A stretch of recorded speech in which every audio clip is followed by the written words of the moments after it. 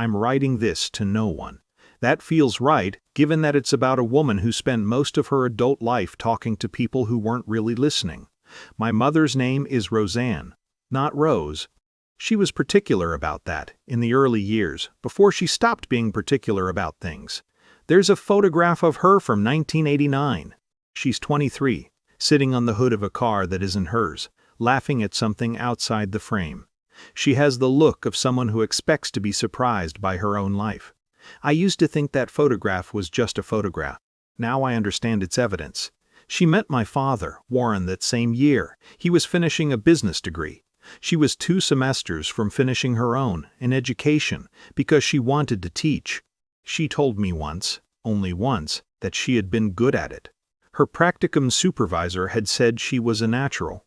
She left the program when they moved for Warren's first job. It made sense at the time, she said. It was only supposed to be temporary. 30 years is a long temporary. I want to be careful here, because my father was not a monster. That's the part that makes it harder, not easier. He didn't forbid anything. He didn't raise his voice or leave bruises. He just expanded, kept expanding into every room, every conversation, every version of the future they planned together. And my mother, being the kind of person she was, kept making room. She left the teaching program. She followed him to Cincinnati, then Denver, then back east to a suburb she'd never chosen. She worked administrative jobs that paid less than she was worth and came home to make dinner for a man who told stories at parties in which she was never quite the subject, always the backdrop. She learned to need less. I watched her do it. As a child, I thought it was just how mothers were. As an adult, I understand it was a kind of slow disappearing. The envelope came on a Tuesday in March. I know it was Tuesday because she called me that evening and I was making dinner and I almost didn't pick up. Warren's attorney had drafted it cleanly. The language was professional. He was 54. He had been seeing someone for 14 months. A woman from his firm, 38, whose name my mother mentioned once and has not said since. He wanted to dissolve the marriage.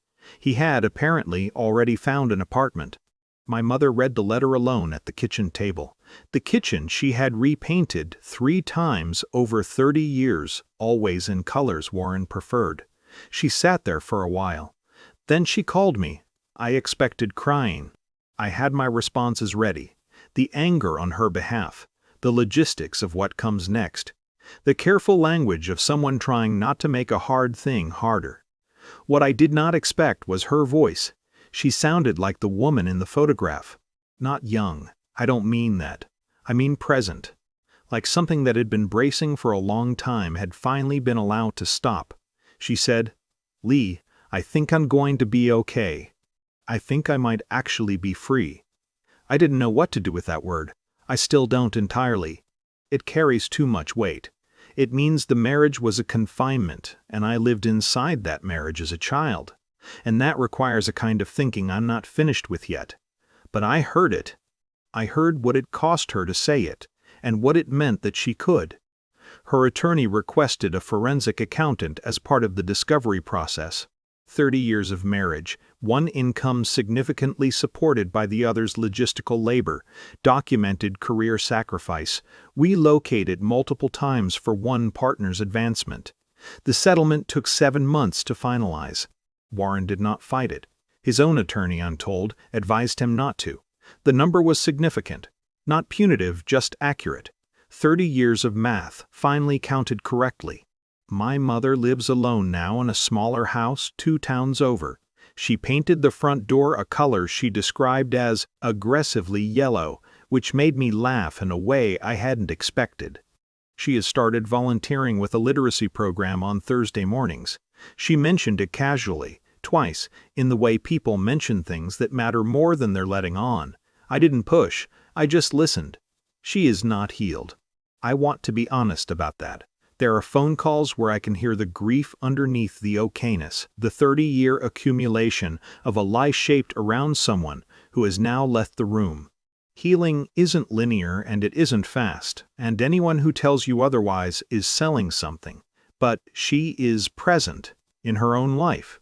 taking up space again, slowly, the way you relearn something your body knew before it forgot. I keep thinking about what I watched, what I absorbed without knowing I was absorbing it. I'm 31. I'm paying attention now in ways I wasn't before. That's not a conclusion, it's just where I am.